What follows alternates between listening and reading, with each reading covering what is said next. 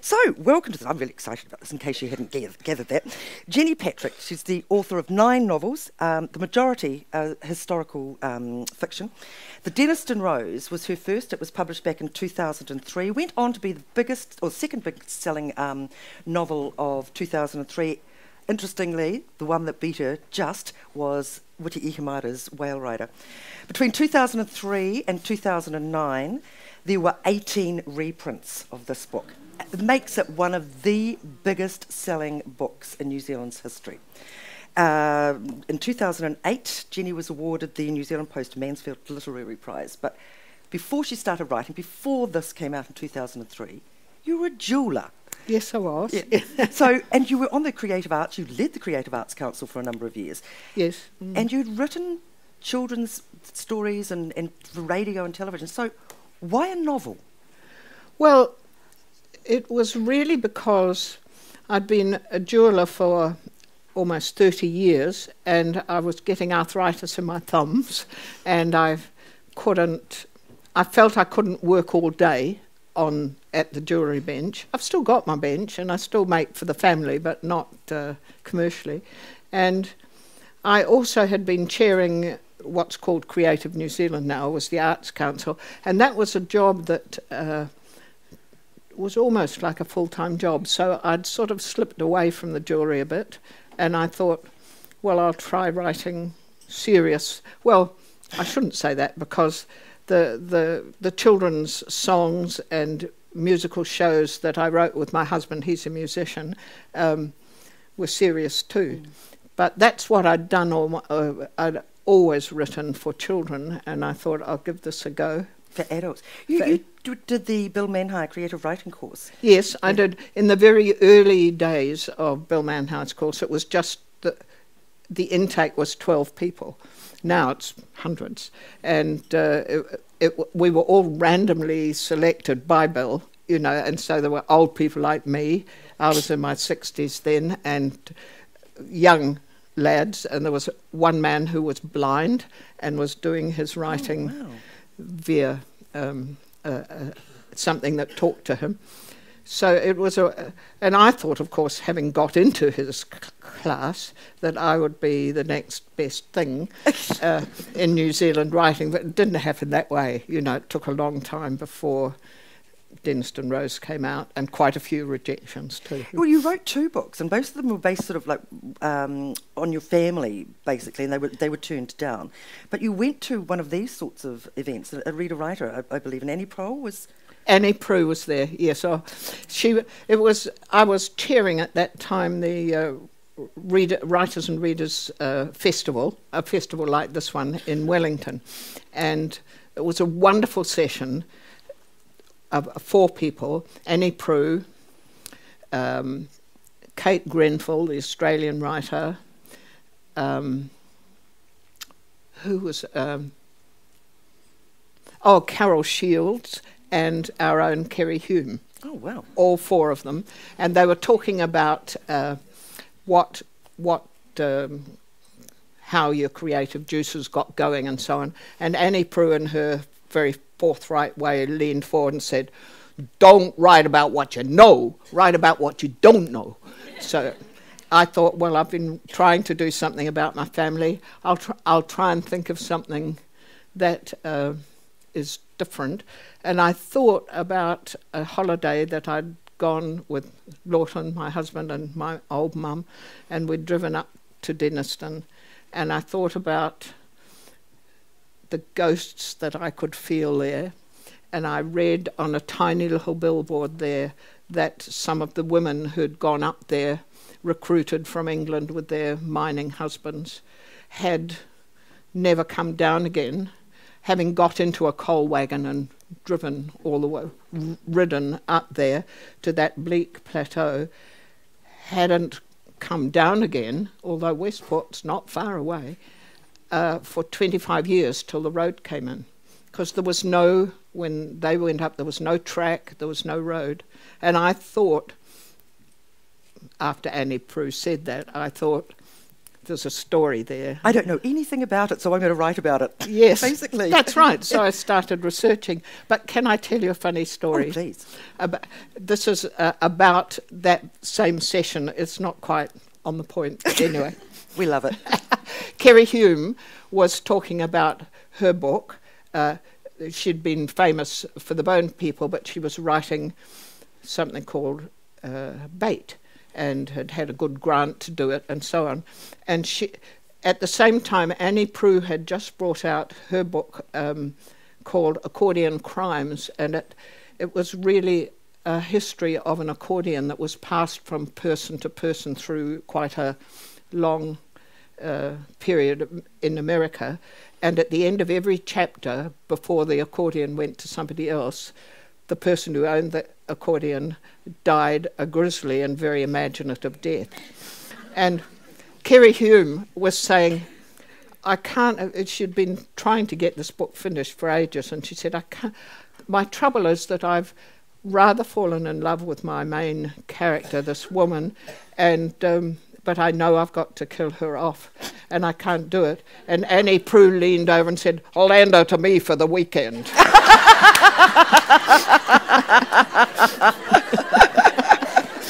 I wish I'd heard her. She sounds amazing. I wish. So Denniston Rose is set in 1883. How on earth do you research something like that when you're writing it 120 years later? Well, it wasn't quite so far along, but fortunately, because the incline, getting the coal down, was a famous engineering feat.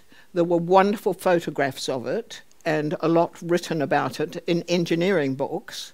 And also, the first miners' strike happened up there, and so there was good literature about the miners' strike and how it happened and so on. And those were the two really good, apart from going to the Coal Town Museum in Westport that had these wonderful photographs, and talking to an old miner, Jeff Kitchen, who's dead now, but he walked me all over Denniston, and I put a little microphone on him and got him to just talk, and he rambled on about, because I had to know how you got the coal out and how you mined and so on, and he just told me everything. His grandfather had worked on the mine there, and his father, and he worked on the mines when he was 14 years old, and he was about the same age as me. And I thought, well, here I was going to school in Kelburn and Wellington and going to my violin lessons and my dancing lessons and so on, and here was he working in the mine. It was a gritty time, wasn't it? It was gritty, yes. Why did you choose a 4-year-old girl as your main character? Well, she kind of crept in. I was intending to write about the women, those women who were stuck up there, and I thought I'll take one woman who is a miner's wife, recruited from England, a solid Methodist chapel lady, and I'll take one woman who is second generation New Zealand and is up there with her husband running a pub, guest house and pub, and I'll take one colourful woman because there was a great clash up there between the solid professional miners and the other workers who worked up there, who were mainly, they were called riffraff, ex-gold miners, that sort of thing, not really skilled at hewing coal. And I thought I'd take those three women, Mary Scobie, Tottie Hanratty, and Bella Rasmussen. I'm having to remember this because I haven't talked about Denniston for years. I've talked about the other. But then somehow Rose crept in, and I recognised later why she did, and that was because there was somebody, a child about the same age that I was quite close to, who was having a hard time, not being well mothered, and who I was very fond of, and yet this child was a survivor. Well, it was a he actually, but he could have gone down and become a statistic in some way, but he had that natural surviving skill, and Rose was like that too. She could have gone down, but she was a survivor. So I didn't realise that that was the connection why Rose came in. When did you realise that? Well, I couldn't tell you, somewhere along the way. Yeah. You invented this character and then realised that you're basing it on this. Yes, this that's young boy right. in you. Yes. I realised I was fascinated in the survival thing, you know. And of course, all of them up there were survivors or not survivors. I love this this quote from the book. There was a saying that every living soul on the hill had been chased there by the law or some other fury, that they escaped onto that desolate plateau and then somehow mutated like a tough breed of goats into a race that actually enjoyed mist and cold and isolation. The very start of that everybody was chased there, is interesting. Yes, well, maybe the English miners weren't. No. They were recruited, but a lot of them were chapel and union people. Chapel miners tended to be union, and there was a bit of a feeling that maybe those chapel miners were sent out because the bosses, the mine bosses in England, didn't want them, didn't want the union fighters, and there was a little bit of that happened, because when the first lot of recruited miners came, the mine owner up there, I put it in the book, he wouldn't have them. He said, "Look at these, they're all chapel people, they're all going to be unionists, we won't use them," and they had to go and cut scrub around here, around Murchison. But then they were too useful, and so the ex-gold miners and so on were so useless at bringing the coal out that they had to. You see, that amazed me, because in the book, and I think you've described it very well, and Mary Scobie's talking about the fact that it was really rather nice in the Nelson Murchison area, but these men, they wanted to get back under the ground and hew the coal. It's like it was in their blood. Yes, I think it was in their blood, and for the miners, it wasn't such a bad life here. That's what Jeff Kitchen told me, that his great-grandfather, whoever came out, had been underground in England, and he went down God knows how far, and then his tunnel went right out under the sea. Well, here on Denniston, the layers of the seams of coal were kind of horizontal to the land, or still are, some of them, with a bit of rock above, rock below, but the miners in the gully there could drill in and hew coal from almost immediately. They didn't have to drill down. It was, and there were big slabs of coal, big seams of coal. So the working conditions for the miners was better than in England. Certainly wasn't for their wives and children. No, it wasn't for their wives and children. I mean, I went there last weekend for the first time, and it is bleak. I mean, you can see the mist coming in, and I mean, 3/4 of the year it's covered in mist, or it's rain, and it's... Yes. But the women... Well, they were fantastic. and I think some of...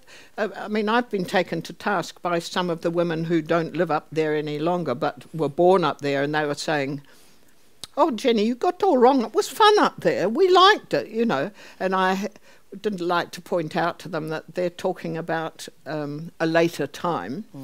I kind of like, if I'm writing historical novel, I like to write it a little bit further back than anyone can really remember. No one can contradict you that way. Yes. But so they were remembering a time a little easier. But those women were like the tough breed of goats, you know. They learnt to love it, and there was a lot that went on up there. They made their own fun There was a lot of social life up there. It wasn't all terrible.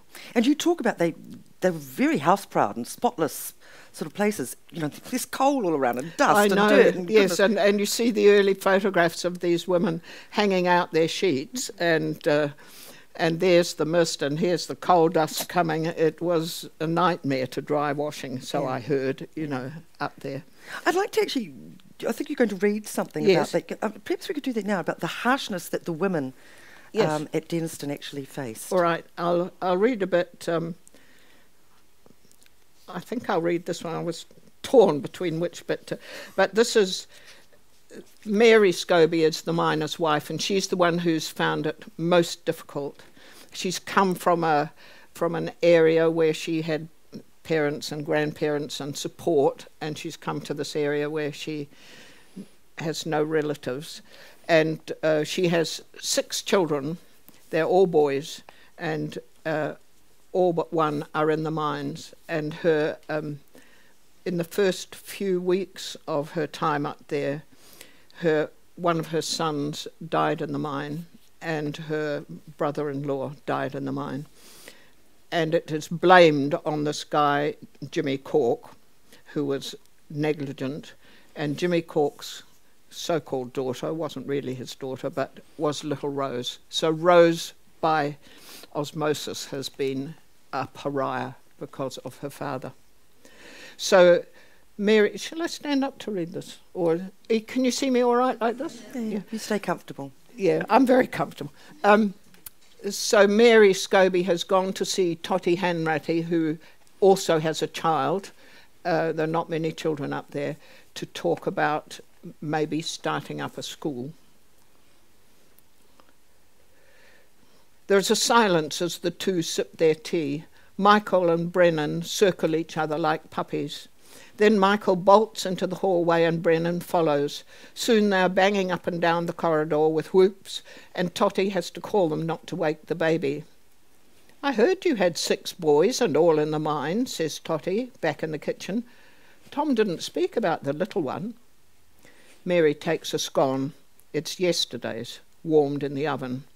"Well, and that is the reason for this visit. I would like Brennan to have some schooling. There are 2 more children arrived last week up near us, 9 and 10 years old. With your Michael, that makes 4. Also," Mary Scobie takes a breath as if preparing for some battle, "I intend to take the twins out of the mine for a year's schoolwork, to take their certificate. 6 pupils is enough for a school, they say." Totty flushes, not sure how to put it. "There's another little one, Rose. She could do with the schooling." Mary looks her dead in the eye. "The child at the camp?" "Yes." "Jimmy Cork's?" "Well, she lives there, but who can say no?" "Mrs. Scobie," this time Totty is the one preparing for battle. "No, my dear, not in a school with my boys. The older woman's face is granite. It would not work." The child did not choose her father." "The father should leave this place, not settle his blood here for schooling." Well, Totty smiles in spite of herself. "Rose will likely send herself to school, and no one will have the heart to turn her away. Wait till you see her, Mary." "Not I, nor any other Scobie will wish to set eyes on her. There will be trouble." For a moment, the only sound is the boys' boots on the floorboards. Then Mary Scobie, straight-backed at the table, but unseeing, starts speaking as if a small crack has opened, just enough for the words to edge out. The words are bitter, the voice bleak as winter. "What kind of God-forsaken place is this, where you cannot bury your dead? My eldest son Samuel and his uncle Frank, both of them dead in a day, and I can visit the graveside of neither. What kind of a settlement can we build here without our dead? Without a churchyard? This is devil's country, iron-hard rock, black sky, and no shred of honest soil to bury the dead. My son is lying where he fell, who can say where?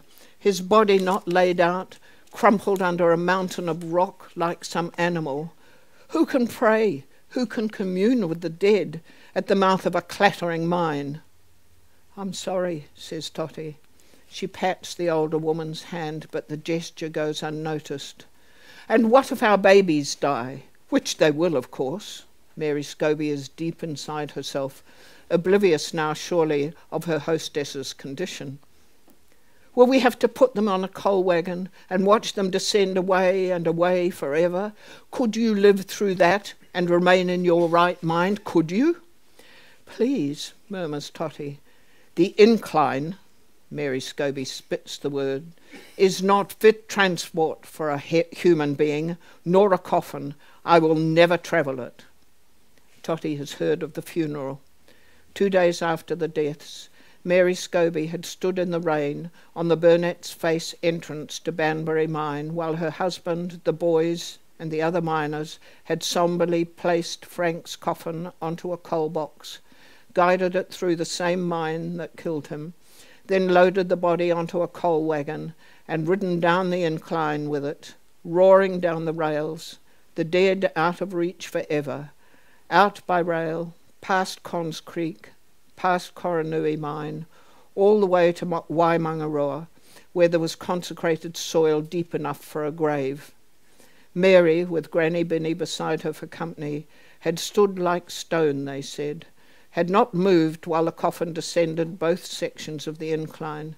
She had stood on after the faint shriek of the train whistle far below signalled the next stage of the funeral cortege. At last, with Granny Binny guiding her, she had returned in silence to the tiny, empty house. It was bleak. Yes, that was bleak. And it's interesting that graveyard at Waimangaroa has many, many tiny headstones for the many children who died mainly of diphtheria up there, and they all face the incline. If you stand in the graveyard there at Waimangaroa and look up, you can see the top of the incline, and all the Burnett's Face and Denniston graves face that way. And do the others in there? Or it's specifically done for the miners? No, there are others, but there's more of Denniston dead there because there just wasn't the soil to bury up there. Tell me, when you wrote this, had you approached a publisher before you wrote it, or no? You wrote it. No way, no, I hadn't. And when I finished the first draft of it, or the second or the third, when I was ready to send it to a publisher, I sent it to 2 different publishers and got turned down by both. And I thought, oh well, perhaps back to the jewellery bench. But then about 6 months later, I took out the 2 rejection letters, and one of them was kinder than the other. And so it suggested rewriting, bringing it more up to date, more modern, and so on, which I did for about a whole year. And then I sent it to a script assessor thinking I might get some advice from her, which I did, and she said, throw away all that modern stuff, go back to that, and I would just develop Rose a little bit more. So I did a bit of that for another 6 months or something, and then she said I would send it to HarperCollins because they are the only publishing house in New Zealand who do historical fiction.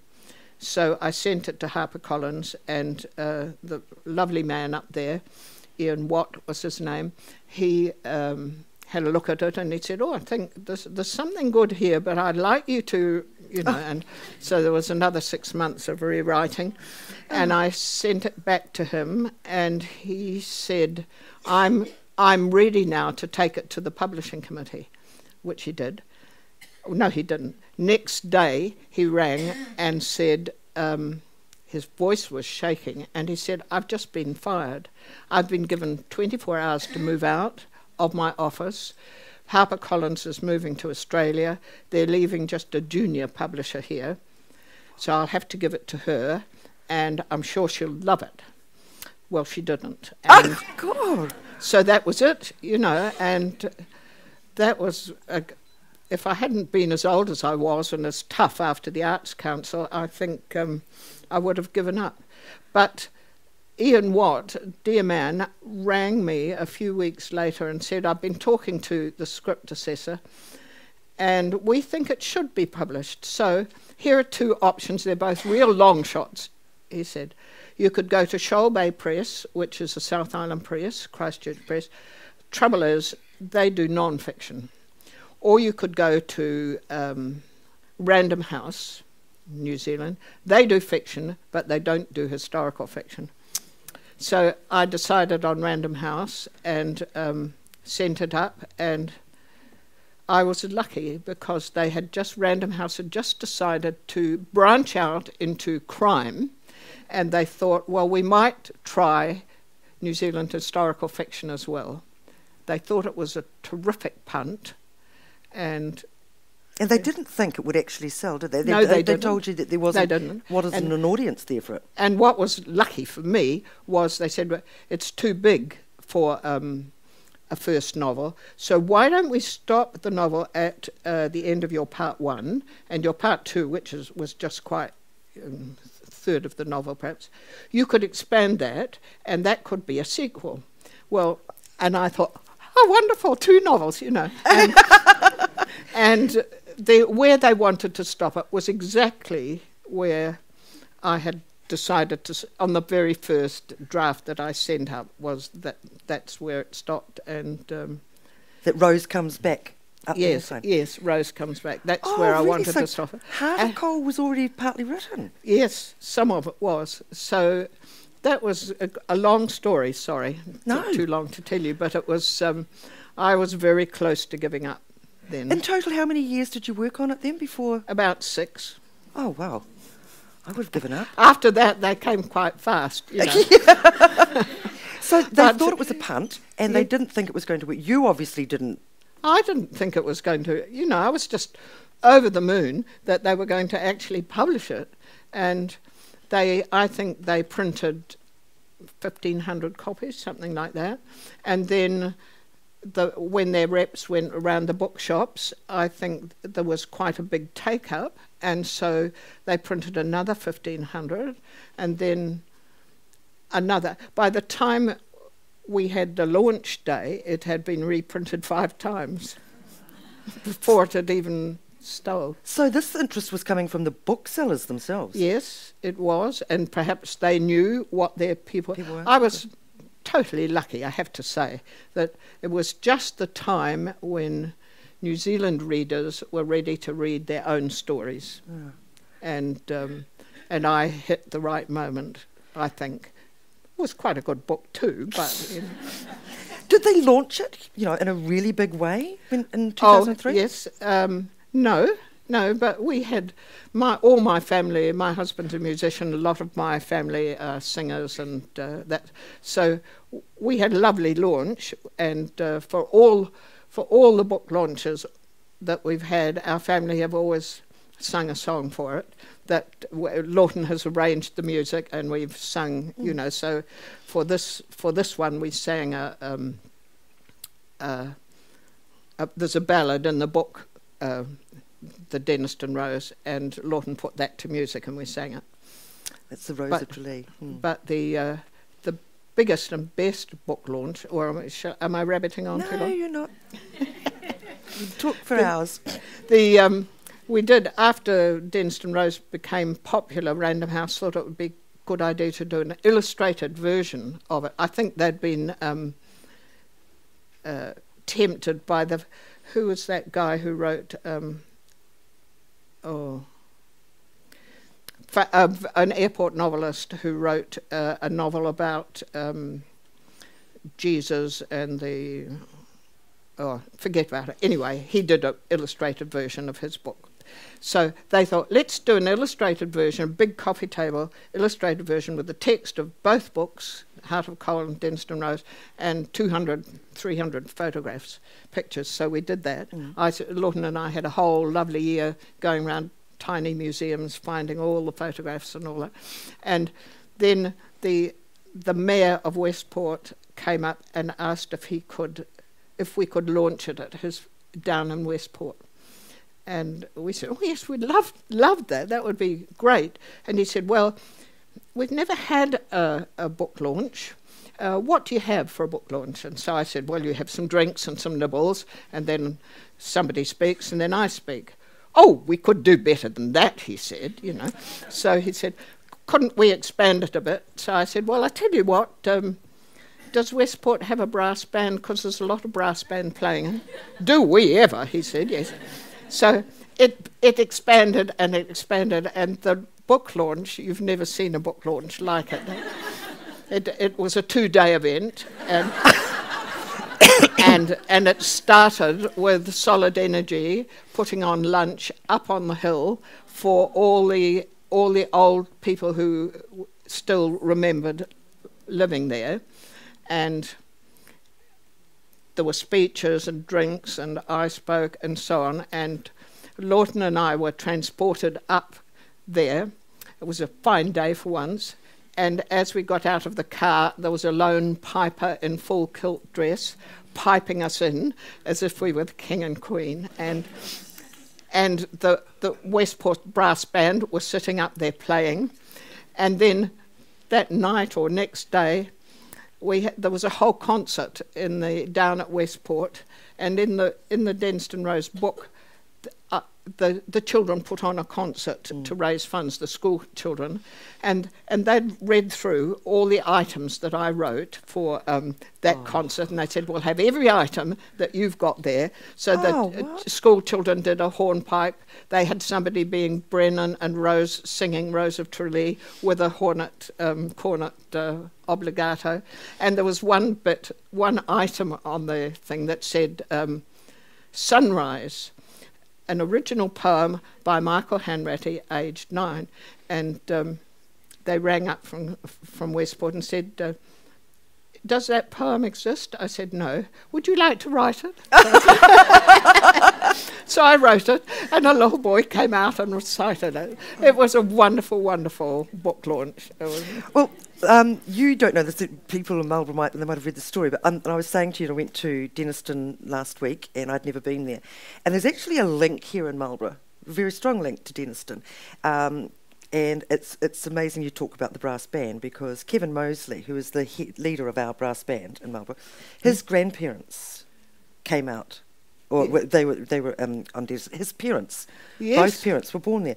So last weekend we decided that we'd go up to Denniston and he would explain it all to us. Because you actually interviewed his Auntie Sylve for quite some time. Yes. And I thought, in case you've never been to Denniston, it is bleak as. So I just put together a little slideshow, because we took Kevin with us. And no, should I move away? Can I? No. Can you see through? Yeah, you can see. Am I blocking you? Not blocking anyone? I'll sit down if I am. By the way, this is Denniston coal that we picked up there, dense as. Best anthracite coal in the world. Yeah, it's the hottest coal ever. But we were up there. I tried to take a video, and maybe I can read a book quite well and stuff, but I'm not very good with a video camera.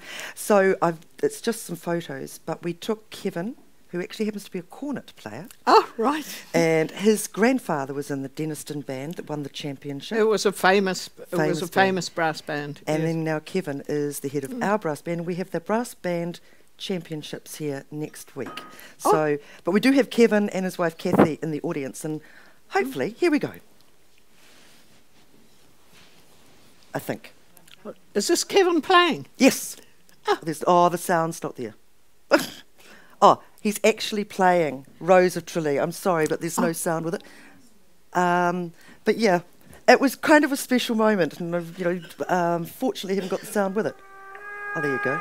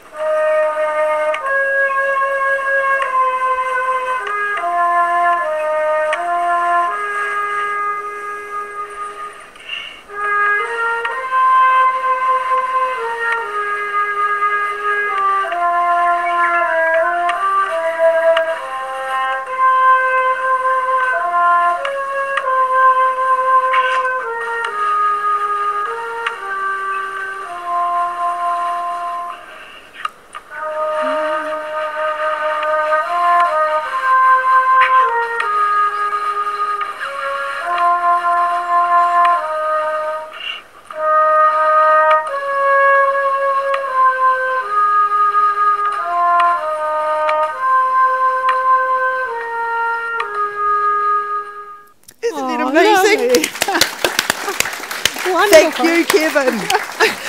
Oh, that brought tears to my eyes. It did to me too when I was up there. I just thought that it was a nice thing to have played because the band played such an important part. Yes. So moving on to Heart of Coal, and I have to show you this because I don't know if I haven't got the original book, but on the book Heart of Coal there is actually a heart made of coal, as the cover, and Jenny made this. This is actually not quite Denniston coal. It's actually out of your... Don't tell me. Oh, no, it is Denniston coal. It is Denniston. I got that wrong. And it's in gold. And that's actually used on the cover of the book. And you made that after writing the book, is that correct? Yes. We wanted on the original cover, these are all new covers, they decided to brand me so that they would all look a bit the same. But I liked the original cover better. And they wanted a heart of coal. I was going to wear it, but when I travel down, like from Wellington to here, I'm not allowed to keep my pliers and things in the plane, otherwise they'll take them off. So I should have put it on first. Oh, but you've got it with you. Yes, but I brought it with me anyway. Actually, if I have to explain too that I don't know whether you've been to Denniston, but there is now an app. We actually had trouble downloading it, but there is an app, and there's also these brochures. And it's the Denniston Rose Trail, so you can actually follow Rose's story and walk around the whole of Denniston, Burnet's Face and all of that. And there is these posts, and they'll have a red rose, and they'll have the heart of on it as well. So we've got some here that if you would like to pick one up, and you can actually see Jenny's... It's got photographs, old photographs on it, and where to go next, so it's a Denniston Rose Trail. And I have to say a tribute to Harry Broad, who's here today. It was his idea to have a Denniston Rose Trail, and we worked, he persuaded Doc to put some money into it, and we worked on it, and then they said, no, we won't do it, and we thought it had fallen through, but... maybe it was a year or two later, was it, Harry, that they came back with the idea, and there are these little posts around, and there's a Denniston Rose Trail, and on the app, which I've never downloaded, I think it's rather big, but anyway, it's got my voice reading bits, and it's got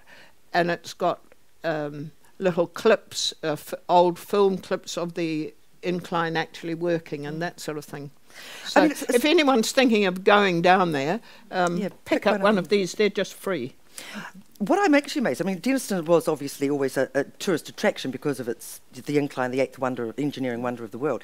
But after the Denniston Rose, it became even more so. And I was gobsmacked about the placards and the billboards and the history that's actually been reprinted.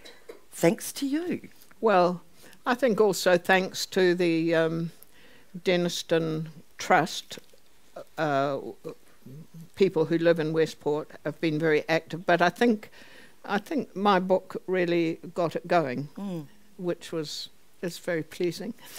I didn't realise that Heart of Coal had been part of Denniston Rose to start with. So you had about a third. Yes. When you'd included that third in the Denniston Rose, had you moved on 18 years to that Rose was no longer a 5-year-old girl? Yes, I had. Yes. So how far had you got into Heart of Coal before? I can't honestly remember, Tessa. I can't remember because it's a process. I can't remember what that version was that was in that. But anyway, by the time I'd finished, I'd got a lot of other things into the book. Did you think that there would be a trilogy, a third, or No, I didn't. I was just happy to have one book. And were they pushing you to write more? No, not really. My publisher, Harriet Allen, who's been my publisher for all the novels, is lovely, and they've never pushed me. But of course I started pretty late in life, so I thought I'd better get on with it before I kick the bucket. But so I was, I've been writing fairly steadily and enjoying it hugely. And of course it's nice when you think that they'll probably publish. When you've had a book like that, does it make it a lot easier? You can basically... Of course it does. Yeah. Yes. You've made a name for yourself. Yes. How do you write? No, that sounds a silly question, sorry. But what's your process? I think of something. Well, once I first do, if it's going to be historical, I do some research first. Place is very important to me. I like to write New Zealand stories, and I'm interested or drawn to places that are dramatic landscapes, like Denniston and the Wanganui River and up on the volcanic plateau. But once I'm researching and reading the real history, various things pop out, like on Denniston, the miners' strike, and so you cherry pick the bits that you think can make the story, drive the story along. So the miners' strike, there was a fire up there, there was all the deaths from diphtheria and so on. And so you think, all right, we'll have that, and then I like to choose my main characters fictional.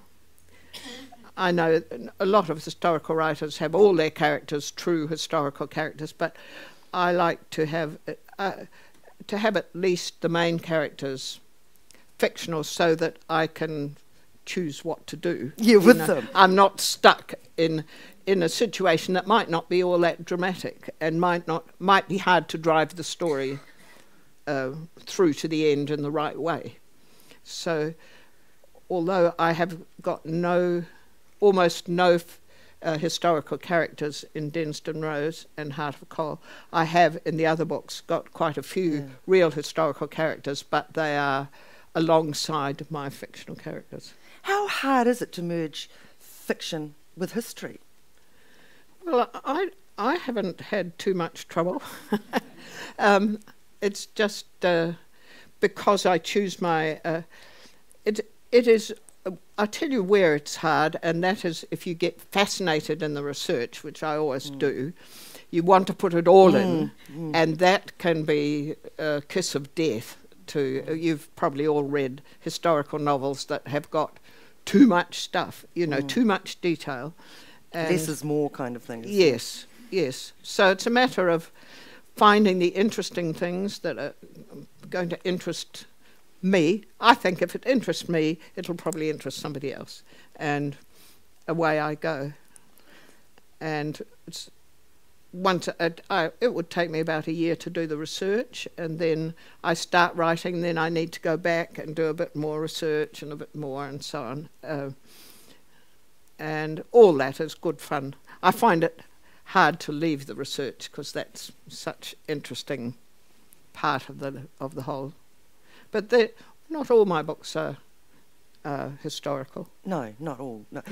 In Denniston Rose and also Heart of Coal, you hit on some pretty gritty subjects. I mean, like there's the child raping, of Rose, and then there's a suicide, there's homosexuality, and in Heart of Coal, and they all come in and into it. Is that something that you feel just adds to it, or was it because that those sorts of things were really happening?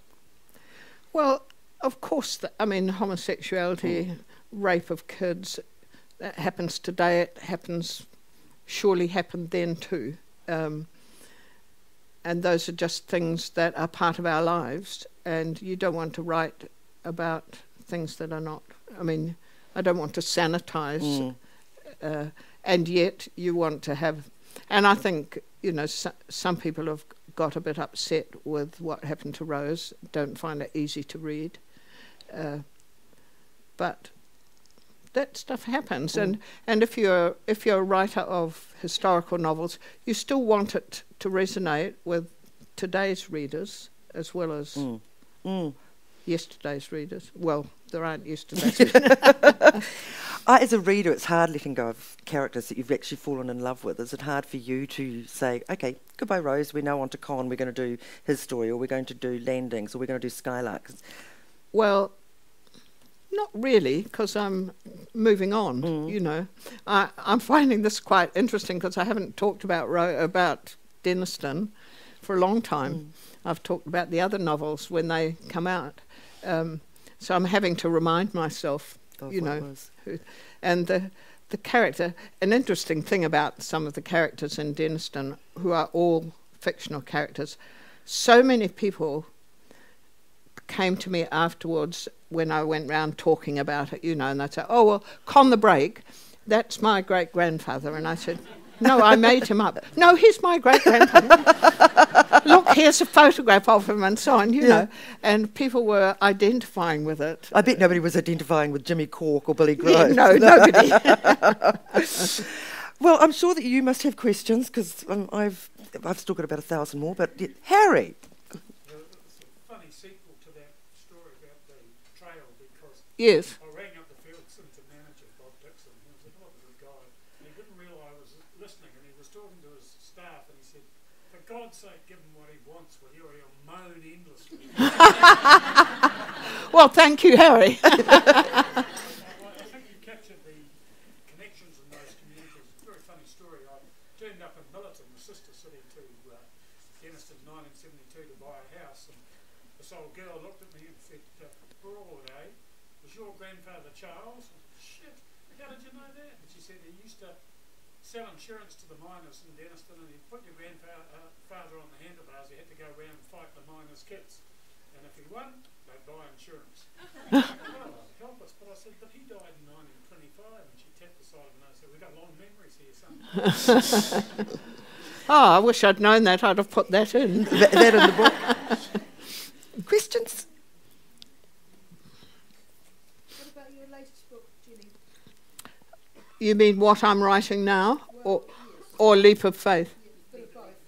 Well, I think I'm going to be talking about Leap of Faith tomorrow. Aren't I? But we could just sort of mention the fact that Leap of Faith brings Rose and Brennan back. Yes, Rose is in Leap of Faith and Brennan, because Leap of Faith is set on the volcanic plateau at the time of when the railway was being built. And I recognised that because I was a jeweller and I'm interested in how things work and how, you know, that things like building the railway, like how the riverboats got up the Wanganui River, how the incline worked. Those are sort of practical things that interest me. Anyway, when I was looking at doing the building of the railway, I realised that the time frame fitted Rose and Brennan. I could bring them across, and also because the railways used coal and Rose was very involved as an adult with the mining industry, she would have been interested to see the main trunk line go through. So I thought, I'll be cheeky and bring Rose back in. And so she's there as an adult, not as an old lady. Oh, she is both an old lady and a young woman. She's not the main character, but she and Brennan are both there because there was a whole army of workers recruited from all over New Zealand, 2,000 of them, working on that railroad.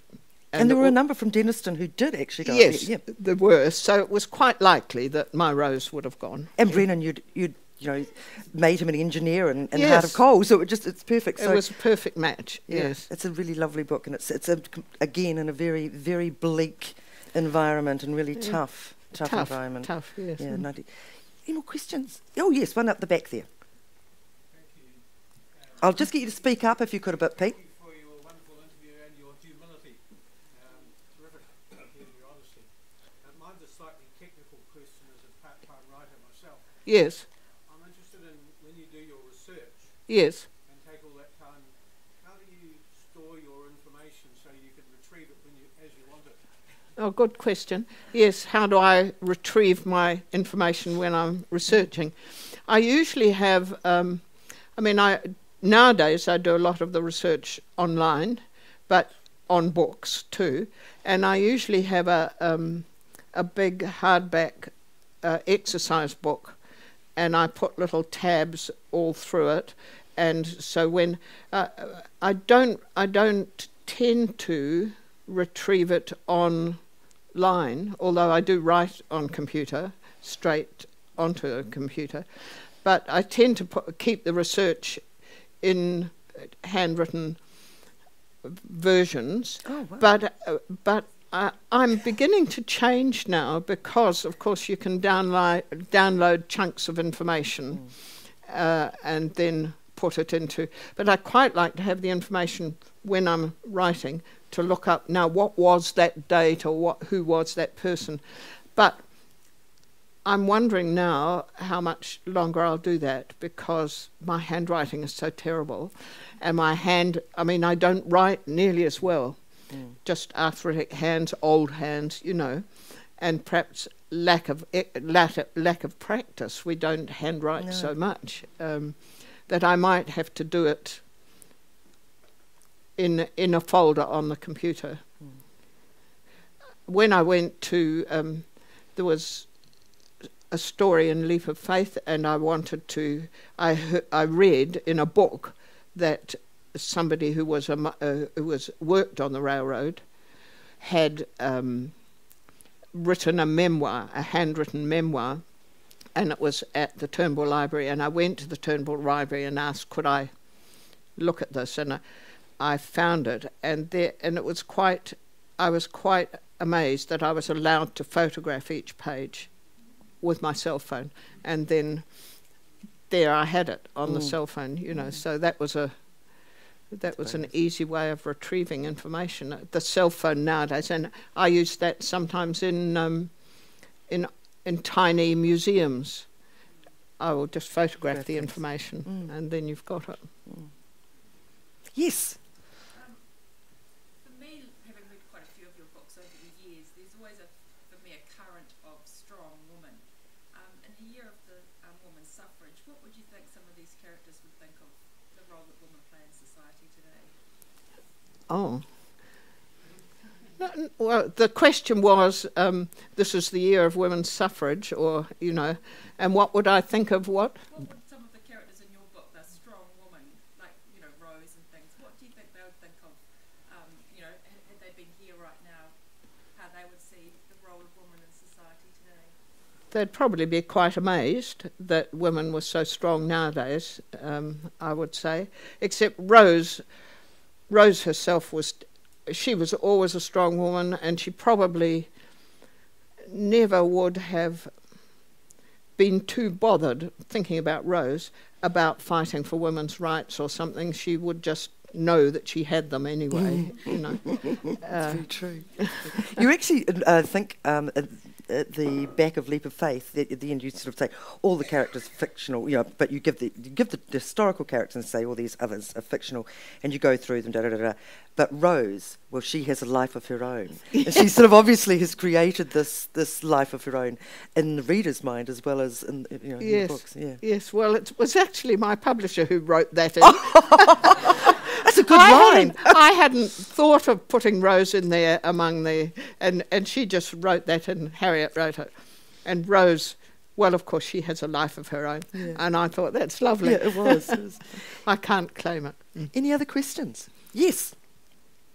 Jenny, when you're writing, do you just go on writing, or do you write your scenes in a piece, a bit aside? When you write, do you just go on writing, or do you put them into a theme, is it?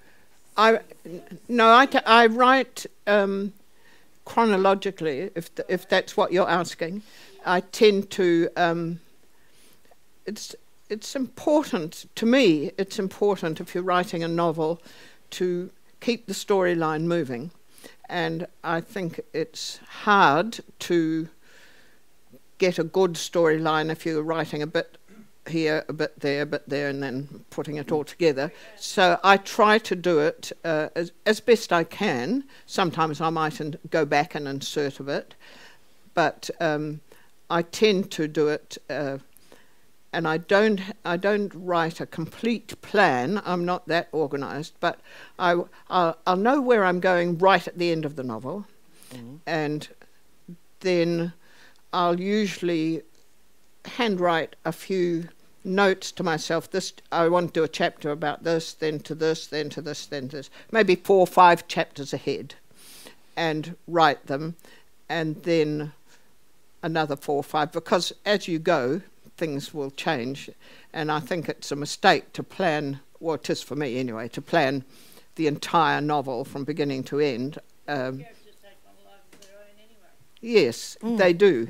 They do. They do take on their own lives, and you can't let them be too much that, because they could. Some of those characters could turn it into a dull book if you let them take on their own life too much. So it's a bit. I like to drive it as well. Do you find that they take over your life, your actual personal life, when you're writing? Well, they're in my head all the time, and often at night time when I'm lying in bed, I'll be thinking about what next. When I was a jeweller, I'd be lying in bed thinking how to make this piece of jewellery work, and often it's a good idea if you're just going to sleep to think about a problem you've got, and it might have solved itself. The knot might be untied by morning. By the time you wake up. Yeah. We've got time for just one more question. Oh, no, behind you. Sorry. I'll do two. You can do the next one. The little boy who provided inspiration for Rose's character, how's he doing as an adult? I didn't hear the question. The little boy that inspired you to create Rose, how's he doing as an adult? He's wonderful. He's come right. Well, he was always right, but he's a lovely man now. Does he know that he was the inspiration? No. So don't you tell him. And just the last one, right behind you, Sonny. So you mentioned having a lot of difficulty stopping your research because you find it so enjoyable. How do you tell when you're ready to start writing and stop research? How do I know when to start writing and stop research? Well, if the research has gone on longer than a year, it's time to get cracking, Jenny. And I'll often go back to, often once I've started writing, the research will suggest certain types of character. Like in Denniston, there were 3 groups of people there, and so that will help you choose your characters. After the research, the next thing for me is to choose the characters and to write their backstories so that I know the characters really well, then start writing. Because if you start writing without really understanding the characters and what they look like and all that sort of thing, you can write a dull book maybe. But the old photographs are wonderful for those. You look, old photographs and old newspapers, they give you the day-to-day, the things that fiction readers want, how did they look, how did they walk, what were their houses like, and all that kind of stuff. A lot of that's in the advertisements in old newspapers, will tell you those kind of things, and the photographs. Well, I'm sorry we have to end this, but I tell you what, there are I think there are a few tickets left to Jenny's talk tomorrow. It's out at Hunter's Wines, and it's going to focus more on A Leap of Faith and some of her other novels. But Jenny, thank you so much. This has been an amazing chat, and thank you for being here. Thank you. Thank you. Oh, I can do that.